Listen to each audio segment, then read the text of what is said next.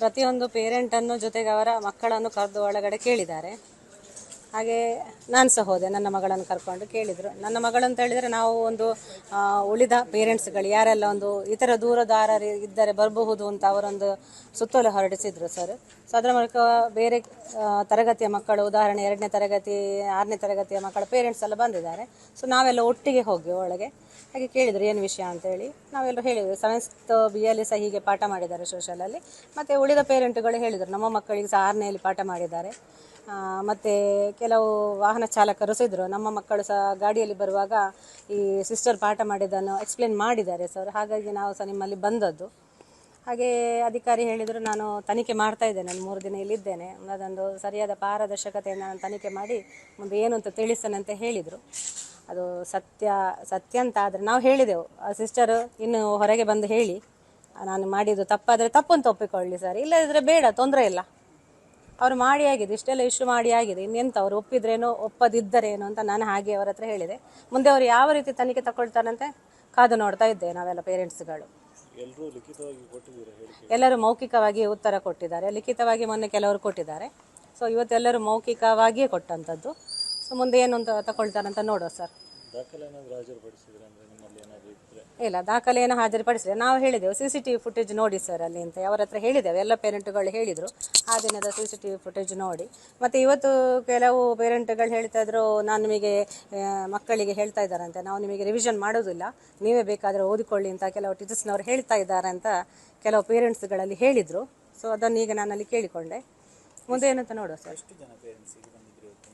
ಸಾಧಾರಣ ಒಂದು 25-30 ಪೇರೆಂಟ್ಸ್ಗಳು ಮಕ್ಕಳನ್ನು ಕರ್ಕೊಂಡು ಬಂದಿದ್ದಾರೆ ಹಾಗೆ ಅಂತ ಅಲ್ಲಿ ಹೇಳಿದರು. ನಾನು ಅವರ ಲೆಕ್ಕ ನೋಡಲಿಲ್ಲ, ಅವರೆಲ್ಲ ಬರೆದು ತಗೊಂಡಿದ್ದಾರೆ ಅಲ್ಲಿ ಅಧಿಕಾರಿಗಳು.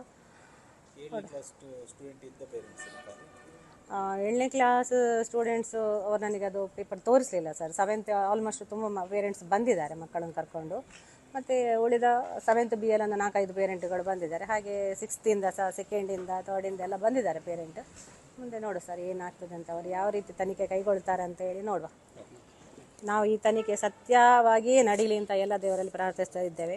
ಅವರು ತಪ್ಪು ಮಾಡಿದಂತೂ ಸತ್ಯವೇ ಸಿಸ್ಟರ್. ಅವರು ತಪ್ಪು ಮಾಡಿಲ್ಲ ಅಂದರೆ ಅವರು ನೇರವಾಗಿ ಮುಂದಕ್ಕೆ ಬಂದು ಹೇಳಿ, ಬೇಕಾದರೆ ಮೀಡಿಯಾದಲ್ಲಿ ಹೇಳೋದು ಬೇಡ, ನಿಮ್ಮ ಮೂಲಕ ಹೇಳೋದು ಬೇಡ, ಮಾಧ್ಯಮದಲ್ಲಿ ನಮ್ಮಲ್ಲಿ ಪೇರೆಂಟಲ್ಲಿ ಹೇಳಿ. ಹೌದಾದರೆ ಒಪ್ಪಿಕೊಳ್ಳಿ, ಇಲ್ಲಾಂದ್ರೆ ಬೇಡ, ಅಷ್ಟಕ್ಕೆ ಅದನ್ನು ಮುಗಿಸಬೇಡಿ.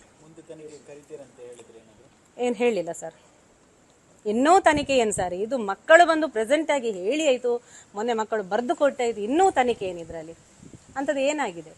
ಒಂದು ಬರೀ ಅವರು ಹೌದಾ ಇಲ್ವಾ ಅಂತ ಮೊನ್ನೆ 4 ಪೇರೆಂಟ್ಗಳಲ್ಲಿ ಕೇಳಲಿಕ್ಕೆ ಹೋದಾಗ ಅಲ್ಲೇ ಹೇಳೋದು, ಹೌದಾ ನಾನು ಹೇಳಿದರೆ ಹೇಳಿದ್ದೇನೆ, ಇಲ್ಲಾದರೆ ಇಲ್ಲ ಹೇಳಲಿಲ್ಲ ಬಿಡಿ, ಇಷ್ಟು ವಿಷಯ ಇಷ್ಟು ದೊಡ್ಡದಾಗಲಿಕ್ಕೇನೆ ಇರ್ತಾ ಇರಲಿಲ್ವಲ್ಲ, ಇದು ದೊಡ್ಡದು ಮಾಡಿದೆ ಅವರಲ್ಲ ವಿಷಯ.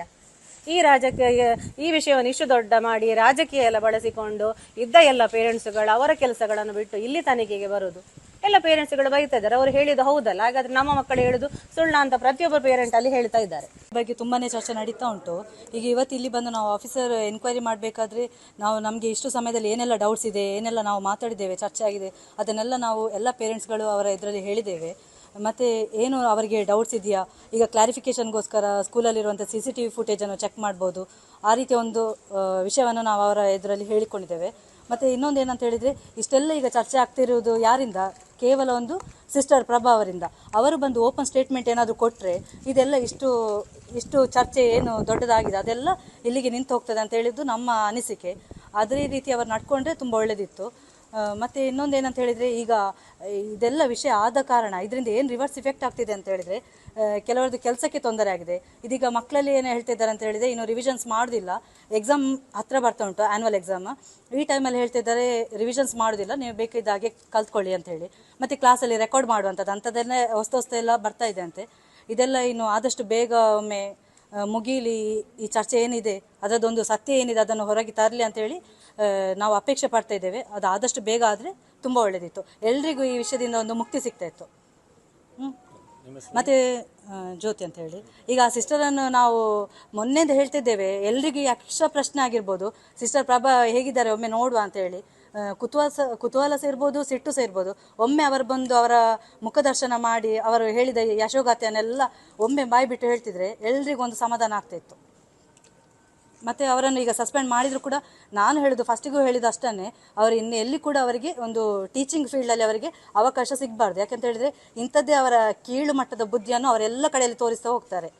ಅವರಿನ್ನು ಒಪ್ಪಿಕೊಳ್ಳದೇ ಇರಲಿ, ಇದು ನಿಜ ಅಂತ ಹೇಳುವಂಥದ್ದು ನಮ್ಗೆ ಎಲ್ರಿಗೂ ಗೊತ್ತಿದೆ ಸ್ಪಷ್ಟವಾಗಿ, ಅವರಿಗೂ ಗೊತ್ತಿರ್ಬೋದು. ಅವರ ಮನಸ್ಸಾಕ್ಷಿ ಅಂತ ಹೇಳೋದಿದ್ರೆ ಅವ್ರು ಬಂದು ಓಪನ್ ಆಗಿ ಒಂದು ಹೇಳಿ ಇದನ್ನೊಂದು ಕ್ಲಿಯರ್ ಮಾಡಿ ಬಿಡಲಿ ಅಂತ ಹೇಳುವಂಥದ್ದು ನಮ್ಮದೊಂದು ಏನು ಅಪೇಕ್ಷೆ. ಬೆಂಗಳೂರಿನಿಂದ ಮಂಗಳೂರುವರೆಗೆ, ಬೀದರ್ನಿಂದ ಚಾಮರಾಜನಗರದವರೆಗೆ ನಿಮ್ಮ ಸುದ್ದಿ ನಿಮ್ಮದೇ ಭಾಷೆಯಲ್ಲಿ ಕರ್ನಾಟಕ ತಕ್.